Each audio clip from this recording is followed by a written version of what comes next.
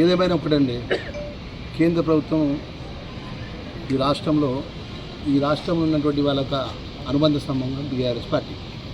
కేంద్రంలో ఏ చట్టాన్ని చేసినా బీఆర్ఎస్ పార్టీ ఎంపీలు సపోర్ట్ చేసిన 2018 నుంచి 18 వరకు, 18 నుంచి 23 వరకు, 23 నుంచి ఈ రోజు వరకు కేంద్రంలోకి సంబంధించిన ఏ ఒక్క ప్రజలకు వ్యతిరేకంగా చట్టం చేసినా కూడా బీఆర్ఎస్ పార్టీ వ్యతిరేకంగా ఒక్క మాట మాట్లాడలే.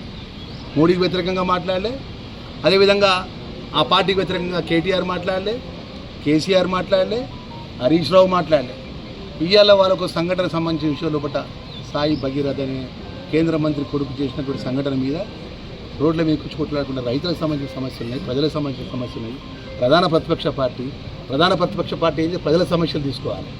వ్యక్తిగతమైనటువంటి పోరాటం ఏంటండి? కేంద్ర మంత్రి ఉన్నటువంటి మా సంజయ్ ఏమన్నంటే జై శ్రీరామ్ అంటాడు. పొద్దుగాలు వేసి నేను కూడా దేవునికి దండం పెట్టుకుంటాను, అర్ధగంట దండం పెట్టుకుంటాను. మా అన్న రాజరాజేశ్వర గుడికి పోతాడు, మా అన్న సంక్రాంతి వస్తే అన్న పొద్దున్న నుంచి అన్నం తినుకుంటాడు గణపతి, నేను అయ్యప్ప పోతాను. ఏదన్నా ఒకటి చేసింది చెప్పాలంటే కేంద్రంలో ఉన్నటువంటి భారతీయ జనతా పార్టీ.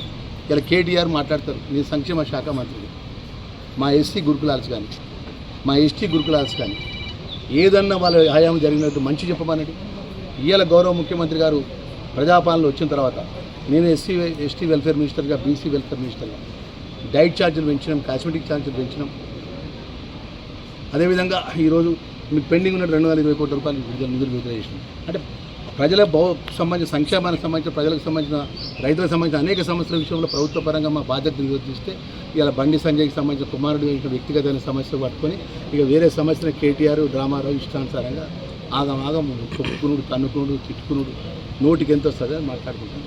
ఏదేమైనా ఇది ప్రజాస్వామ్యం సరైన పద్ధతి కాదని చెప్పి నేను చెప్తున్నాను.